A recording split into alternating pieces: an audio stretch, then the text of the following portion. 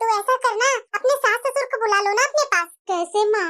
तुम्हें लगता है कि माँ जी यहाँ आने के लिए बोलेंगे? क्योंकि पिछले बार ही माँ जी ने बोला था कि मैं आ रही हूँ बहू, तुम्हारा और तुम्हारे बच्चे को अच्छे से ख्याल रख लूंगी। लेकिन तुम्हारे आने के चक्कर में मैं माँ जी को बुरा भला बोल करके नहीं आने दिया था। अरे बेटा आ जाएगी तुम्हारी सास, पता है तुम्हें, सूद से ज्यादा मूड प्यारा होता है। पूनम, एक बार बात करके देख ले तू। ठीक है माँ, ये आ गए हैं, मैं तुमसे बाद में फोन करती हूँ। क्या हुआ? सब ठीक तो है ना? अरे क्या ठीक रहेगी, ये दूसरा बच्चा होने वाला है, मुझे समझ में नहीं आ रहा है, मैं क्या करूँ। इसमें समझने वाली बात क्या है? अरे मेरे से कैसे हो पाएगा, एक छोटा बच्चा है, उसका भी ख्याल रखना है और मेरा खुद का ख्याल रखना है, आपका ख्याल रखना है, मैं किधर क्या करूँ।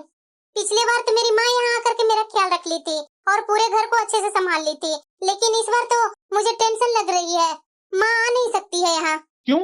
अब मेरे पापा रिटायर हो चुके हैं, वो हमेशा घर में ही रहते हैं और उनको हमेशा कुछ न कुछ प्रॉब्लम होती ही रहती है।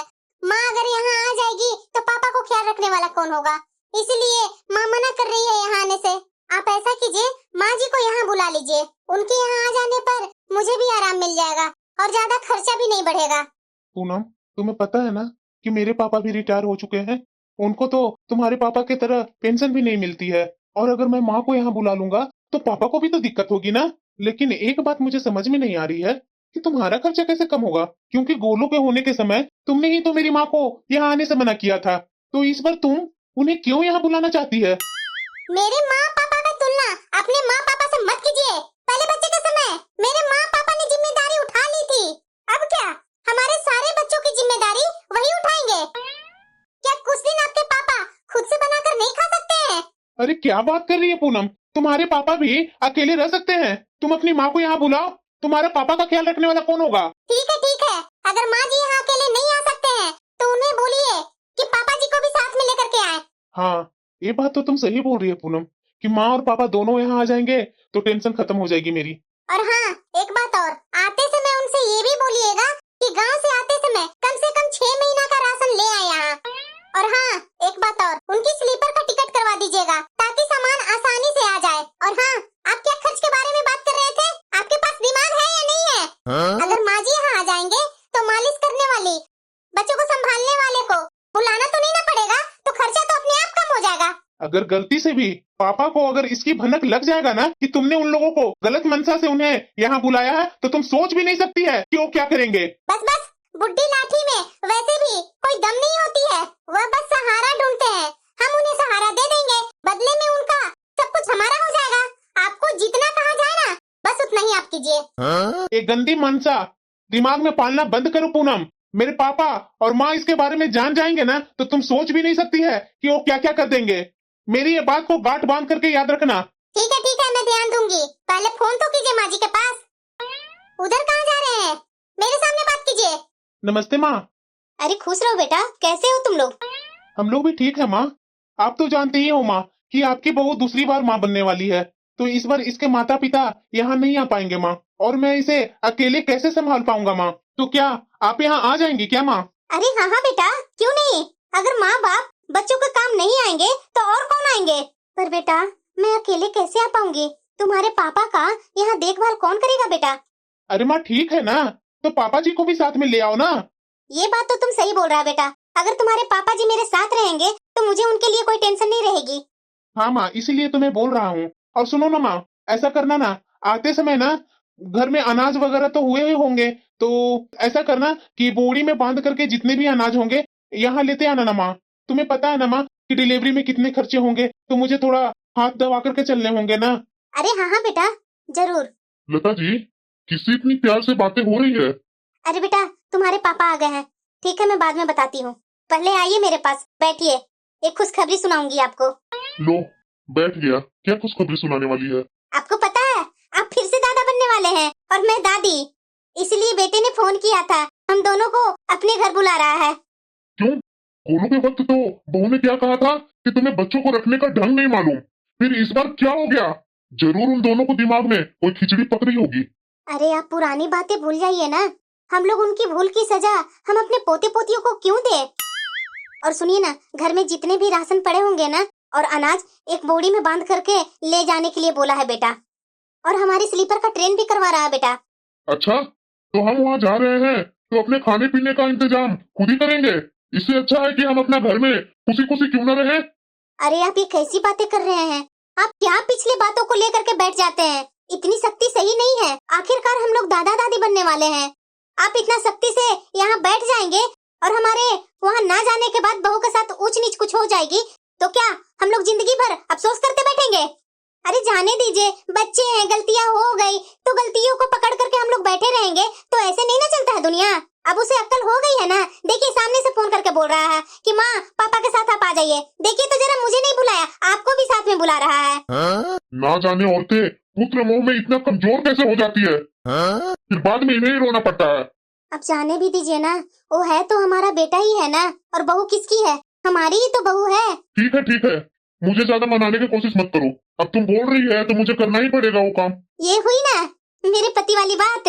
बोलिए, मसाला वाला चाय बनाऊं या सादा चाय बनाऊं? जा मसाला चाय बना ला। क्या हुआ, फोन किए अपने बेटे के पास? अरे कर रहे हैं ना जी। आप भी है ना कि थोड़ी थोड़ी बात पर गुस्सा होते रहते हैं। अभी अभी तो ट्रेन से उतरे हैं, हो सकता है मेरा बेटा आ ही रहा होगा। आ रहा होगा तो बता दो ना कि हम लोग कहाँ खड़ा है, तो उसे हम लोग को ढूंढने में आसानी होगी। हाँ बेटा, कहाँ है तू? अरे माँ बहुत गर्मी किए हुए है तो मैं स्टेशन नहीं आ पाऊंगा। इससे अच्छा है कि आप लोग ऑटो पकड़ करके यहाँ आ जाइए ना। मैं फालतू में वहाँ आऊंगा और उसके बाद वहाँ से आप लोग को घर लेकर के आऊंगा। तो आपको पता है ना माँ कि खर्चा कितना हो जाएगा। अच्छा ठीक है बेटा, हम लोग आ जा रहे हैं ऑटो पकड़कर। क्या बेटा है, बूढ़े माँ बाप स्टेशन आए हुए हैं और उसे यहाँ से हम लोग को ले जाने में बहुत गर्मी लग रही है। अरे माँ, यहाँ आने में आप लोग को दिक्कत तो नहीं ना हुई? अरे नहीं बेटा, दिक्कत क्या होगी? माँ जी, पापा जी। हाँ बहू, जल्दी जल्दी चाय खत्म कीजिए ना। चलिए खाना खा लीजिए, खाना लगा हुआ है। हाँ बहू जरूर। देखा ना, बहू तो सुधर गई है। देखिए तो, आते के साथ ही चाय नाश्ता दी और उसके बाद देखिए खाना तैयार है। अगर तुम्हारी बहू सुधर गई है तो बहुत अच्छा बात है। चलिए बातें मत कीजिए, जल्दी जल्दी चाय पीजिए। और वैसे भी ट्रेन में मैं अच्छा सा खाना नहीं खाई हूँ। यहाँ तो पेट भर के खाना खाऊंगी बहू के हाथ का। बहू। हाँ माँ जी। खाना बनाने वाली आ रही थी तो 2 दिन से मैं देख रही हूँ कि खाना बनाने वाली नहीं आ रही है और किचन में तुम ही लगी हुई रहती है बहू। क्या करूँ माँ जी, ये खाना बनाने वाली तो अच्छा से खाना बना ही नहीं रही थी तो मैंने सोचा कि खाना ही तो बनाना है, इसीलिए मैं खुद ही खाना बनाने लगी। अब खाने का कोई टेस्ट हो। और वैसे भी माँ जी, मैं तो जानती हूँ कि पापा जी को अच्छे स्वाद का खाना ना मिले ना तो गुस्सा होने लगते हैं, इसीलिए खाना बनाने वाली को मैंने मना कर दिया। तुम मत आओ खाना बनाने, मैं खुद ही बना लूंगी। अच्छा, क्या बोल रहे हैं आप? अरे वही लता, मैं वही बोल रहा हूँ कि सुबह के 10 बज गए, अभी तक वो उठी नहीं है। न चाय मिला है न नाश्ता मिला है। लगता है आज सुबह का नाश्ता 1-2 बजे होगा क्या?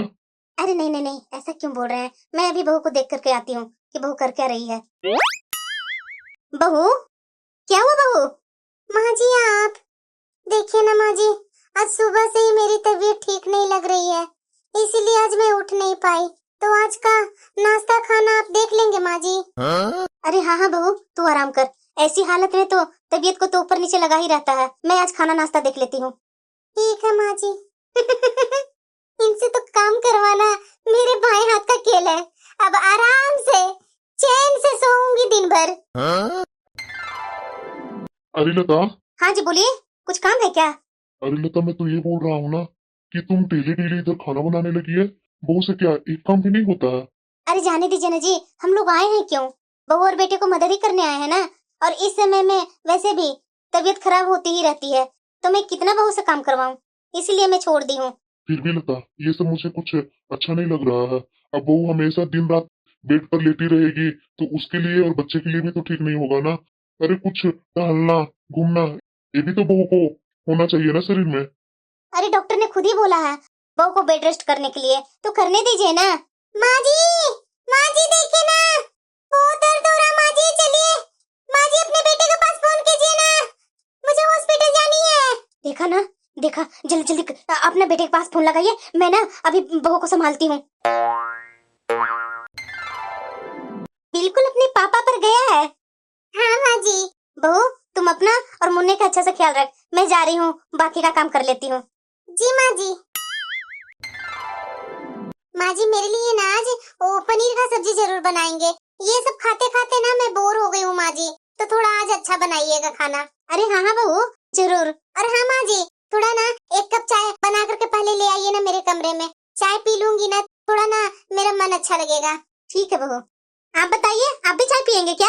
आपको समझ में नहीं आती है? बहू को डिलीवरी हुए 3 महीना हो गया है, अभी तक आप हैं कि बहू को बेड पर ही सब खाना पीना चाय नाश्ता सब दिए जा रहे हैं। रात के सोते समय तो शरीर में दर्द हो जाता है। अरे इतना काम मत करो ना, जितना शरीर से ना हो पाए। शरीर से ज्यादा तुम काम कर रही है। अरे अपना तो ख्याल रख लो ना। अरे क्या जी, आप भी क्या बात कर रहे हैं? अभी अभी बहू की डिलीवरी हुई है, 3 महीना में क्या उसका शरीर मजबूत हो गया है जो घर का सारा काम करेगी? तो तुम भी तो अपने समय में 1 महीने में घर का सारा काम करने लगती थी। तुम्हारी बहू को तो 3 महीना हो गया। अरे आप भी क्या बात कर रहे हैं? पहले के जमाना और कुछ था, अब के जमाना और कुछ है। अभी तक बहू की कमजोरी ही हो रही है, मैं बहू पर कैसे काम छोड़ दूं? बहू पर काम नहीं छोड़ सकती है तो पहले घर में काम वाली आती थी ना, खाना बनाने वाली आती थी ना, उसी को फिर से बोलो बहू को बुलाने के लिए, तो तुम्हें भी थोड़ा मदद मिलेगा। अरे नहीं जी, डिलीवरी में इतने खर्चे हुए हैं और मैं फालतू में काम वाले को बुला लूंगी, खाना बनाने वाली को बुला लूंगी, मेरा बेटा का ज्यादा पैसा खर्च होने लगेगा। नहीं, रहने दीजिए, मैं अभी कर ले रही हूँ ना, नहीं होगा उस समय मैं देखूंगी। तो बोलिए, चाय पियेंगे कि नहीं? पापा, हाँ बोलो। देखिए ना पापा, छोटू के आने के बाद खर्च बहुत बढ़ गए हैं और ऊपर से आप लोग भी यहाँ रह रहे हैं। और वैसे भी पापा, वो गांव वाले घर का आप किराया तो लगा रखे हैं ना, और हाँ गांव में जो दुकान है उसका भी तो आप किराया लगा रखे हैं। तो ऐसा नहीं हो सकता है पापा, वो लोग को आप बोल देते हैं कि महीने का जो भी किराया आता है वो मेरे अकाउंट में डाल दें। अब देखिए ना पापा, गोलू को भी स्कूल में एडमिशन करवाना होगा, उसका भी तो उम्र हो गया है ना। अच्छा बेटा, तुम तो बोलते थे कि तुम अच्छी कंपनी में काम करते हो और तुम्हें पैसों की कोई दिक्कत नहीं होती है। और जरा ये बताना, हमारे यहाँ आने के बाद तुम्हारा कौन सा खर्चा बढ़ गया है? जबकि हम गांव से चावल आटा मसाला तेल और जरूरतें की सारी चीजें यहाँ लेकर के आए हैं, और ऊपर से रोज का सब्जी फल बाजार से मैं ही तो लाता हूँ। फिर हमारे ऊपर तुम्हारा खर्च कैसा हो रहा है? पापा जी, जो आप रोज बैठ करके टीवी पंखा चलाते रहते हैं, उसका बिजली बिल नहीं आता है क्या? और खाना क्या हवा से बनता है? उसमें भी तो गैस की जरूरत पड़ती है ना। आपको पता है ना इस महंगाई में गैस कितनी महंगी हो गई है। और अगर आप थोड़ी मदद कर देंगे तो आपका क्या बिगड़ जाएगा? अरे बुढ़ापे में ये सारे पैसे अपने छाती पर लेकर जाएंगे। ये कैसी बातें कर रही है बहू? क्या जब तुम्हारे माता पिता यहाँ रहने आए थे तो तुम उसे किराया लिया करती थी? अपनी तुलना मेरे माता पिता से मत कीजिए पापा जी। अरे दिन में तो आप 4-5 बार चाय पीते हैं, दूध चीनी चायपत्ती ये सब दुकान वाला फ्री में दे देता है क्या? और मेरे माँ बाप ने मुझे पालने में कम खर्च नहीं किया था, तो उनका तो अधिकार बनता है ना। बहू, ये तुम अपने ससुर जी से कैसे बात कर रही है? हमने भी तो तुम्हारा रिश्ता अपने बेटे के साथ बड़ी खुशी से किया था, पर तुमने तो एक पल में ही जन्म के रिश्ते को पराया कर दिया। और बेटा तुम खड़े खड़े तुम अपनी पत्नी की बातें सुन रहा है, उससे तुम कुछ नहीं बोल रहे हो। माँ, आखिर वो गलती क्या बोल रही है? आपको पता है ना कि महंगाई आसमान छू रही है, आपके थोड़े से ही अनाज से क्या हो जाएगा? और मैंने तो पापा जी से तो पैसे नहीं मांग रहा हूँ, बस किराएदार के पैसे मांग रहा हूँ। सुनिए जी, वैसे भी हम यहाँ रह रहे हैं, वह पैसे तो खर्च नहीं हो रहे हैं, तो ये वो पैसे इन्हें दे दीजिए। ठीक है पापा, मैं आपको अकाउंट नंबर आपको दे देता हूँ, आप किराएदार को दे दीजिएगा मेरा अकाउंट नंबर। माँ जी, हाँ बहू, आपने क्या मेरा साबुन यूज किया क्या? और यह क्या मेरे शैम्पू आधा दिख रहा है? अरे माँ जी, यूज करने से पहले एक बार मेरे से पूछ तो लेते ना। इस उम्र में साबुन शैम्पू से नहाकर किसको सम्मोहित करना चाहते हैं? जीवन भर तो बालों में मिट्टी लगाते हुए जिंदगी गई आपकी, और शहर आई नहीं कि आपको तो शहर की हवा ही लग गई माँ जी। इसीलिए इसीलिए मैं आपको यहाँ बुलाना नहीं चाहती थी। और कितनी बेइज्जती से होगी लता? क्या तुम्हारा आंखों का पानी सूख गया है? तुम यह नहीं देख रही है कि बहू के साथ साथ तुम्हारा बेटा भी तुम्हारा फिक्र नहीं करता? अरे उन लोग का काम निकल गया है, अब उन्हें हमारी जरूरत ही नहीं है। इसीलिए लता, मैं यहाँ नहीं आना चाहता था। हमने अपने बेटे का रिश्ता बहू के साथ जोड़ा, पर उसने जन्म के रिश्ते को ही अलग कर दिया। और इसमें बस दोष तुम्हारी बहू का नहीं है, साथ में तुम्हारा बेटा भी जिम्मेदार है। अपनी आंखें खोलो लता, इस घर में हमें इज्जत की एक रोटी भी नहीं मिल रही है। चलो वापस हम लोग अपना गांव चलते हैं। कैसे जाऊं जी?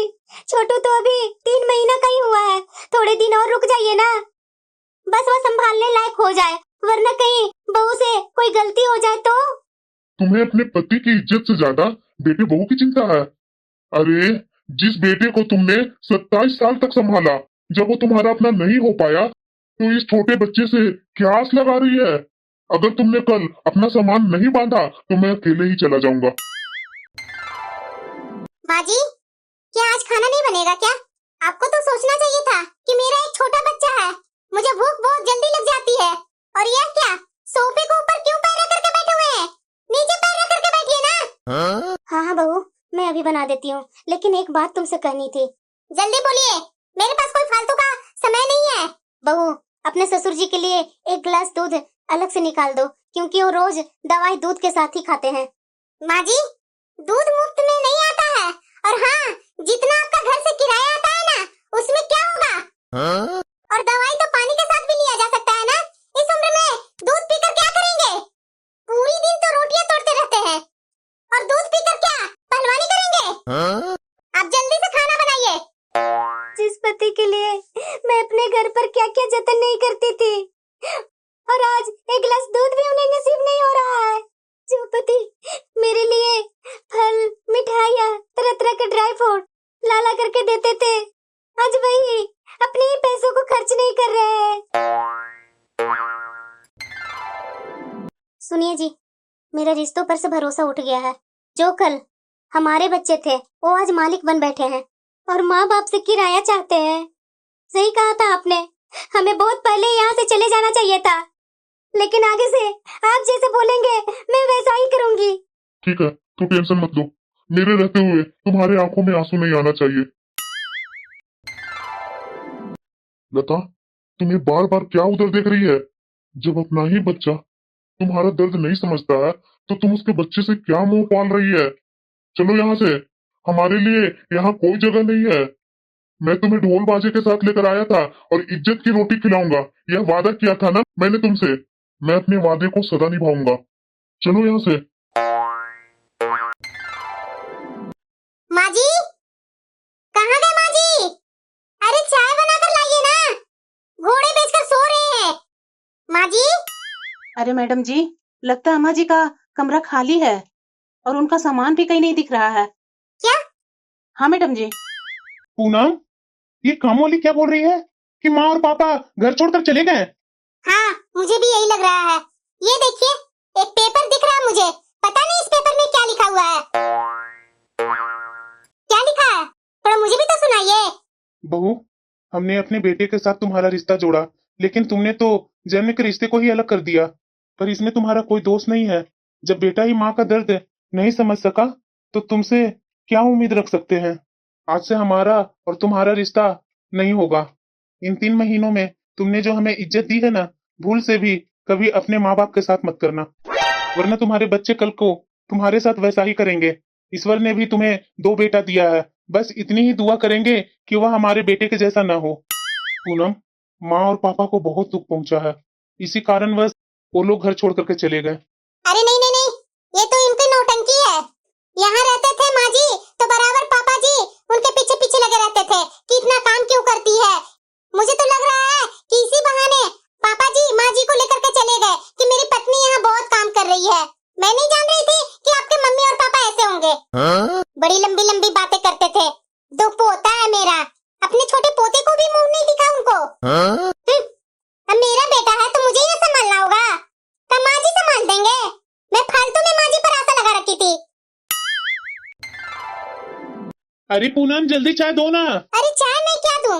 चाय पत्ती चीनी है नहीं, और ना दूध है, कैसे चाय बनाऊं?